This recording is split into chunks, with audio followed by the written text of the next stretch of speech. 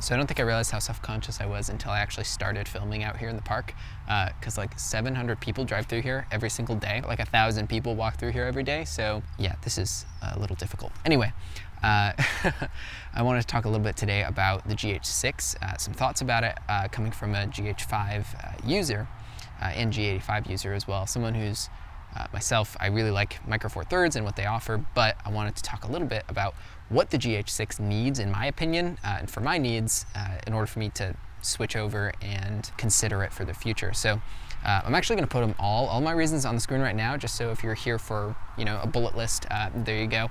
But if you want to hear me elaborate on them, stick around. One of the first things is dynamic range. A lot of people are talking about like autofocus and all these other things, 4K 120 and everything like that, and I'm not super interested in 4K 120 just because I don't really, like, I still shoot 1080 10-bit on the GH5 just because I like that, the 10-bit. But dynamic range is something that I value a lot. Retaining highlights like up there, like those are all completely blown out because I'm in the shade right now, and I would love to be able to retain a little bit more of that, because honestly, I think what gives footage, maybe not the most, but I think a huge facet of cinematic footage, other than all the basics, is great dynamic range. Something close to the A7S III would be cool. I'm not super interested in like 14, 15 stops, but something a stop more than the GH5 has, maybe a stop and a half would be really cool.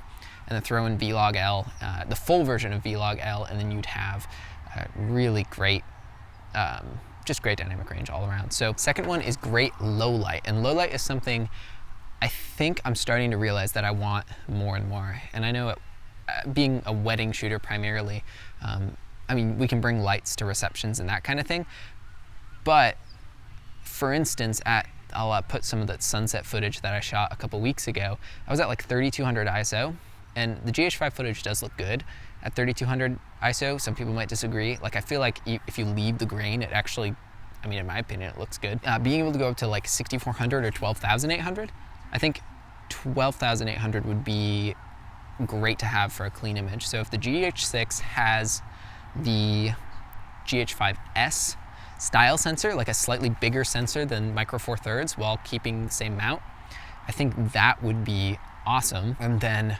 obviously upgrading it with some better dynamic range. But if we could get some really nice low light on that, that would be really, really nice. Another thing I really wanted them to throw into the mix was something that I kind of got inspired by the Canon C70, which is to produce their own native speed booster.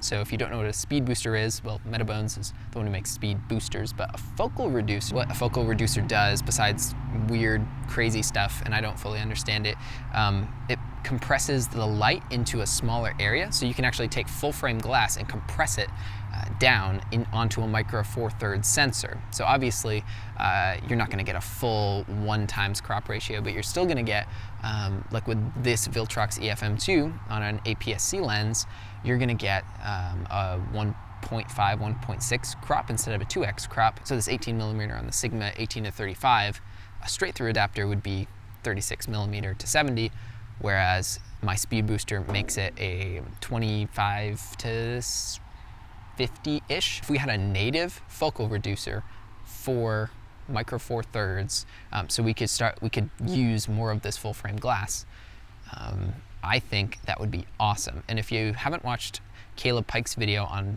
the GH5S and why he used it for a long time before he got the S1, what he talked about was if you get a 0.64x speed booster, you almost get full frame field of view. So you can pretty much use full frame glass on the GH5S and get similar to full frame field of view. So that's insane. So now apply that to the GH6 with a native speed booster, and I'll share why I want it to be native in a second. That would just be crazy to be able to have in the form factor of a GH5 and the crazy reliability of a GH5, essentially a full frame sensor with the heat dissipation of a Micro Four Thirds sensor, the reliability of Micro Four Thirds, and this pivots me into my next point, the reliability along with keeping that small size so that you can have insane in-body image stabilization. That is gonna be a huge, huge thing for me. Like the GH5, its image stabilization is crazy good. Even the G85 has better in-body image stabilization than the Sony a7 III. So if you're thinking of doing handheld, like I messed with my brother-in-law's a7 III this past weekend, actually the previous video to this, you'll see, like it's not, I don't think it's organic. I've heard people call it organic, but I don't think the a7 III is super organic looking. Obviously, that's just my opinion. So long story short on that point, so if the GH6 takes that upgraded GH5S sensor, even better IBIS than the GH5, great low light and dynamic range, you could functionally have, I mean, put that native speed booster in front of it, you could functionally have an insanely reliable, similar to full frame field of view camera, as long as it stays at under like $2,000. And I think that's kind of my price point at this time. Like if it's like 2,500, I feel like they could justify it, but 2,000, I think that would just be insane. I haven't mentioned a couple things that everyone is just complaining left and right about Panasonic. I haven't mentioned autofocus or everybody's like 4K 120, and I really don't care about 4K 120. And for what the GH5 is, for all of those other things, I feel like autofocus would be a nice bonus to all of those other things I mentioned, but for my style of shooting, I don't know that I need it.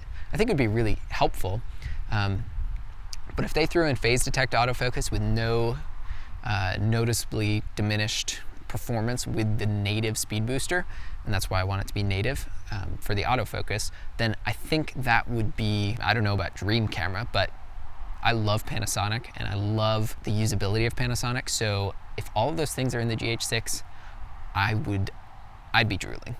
Anyways, what do you personally think about the future of Micro Four Thirds and Panasonic? Do you think they're gonna keep Micro Four Thirds alive, as one of their executives had mentioned, or do you think they're gonna kind of pivot into a transitional phase from the GH6 ongoing into the S1, into a more, in between APS-C and Micro Four Thirds? I think that'd be really cool if they did. Anyways, if you want to reach out and ask whether that be a filmmaking question, camera question, I'd love to talk with you. You can email me over in the About section on my channel. And also, I'd really like to see some discussion below.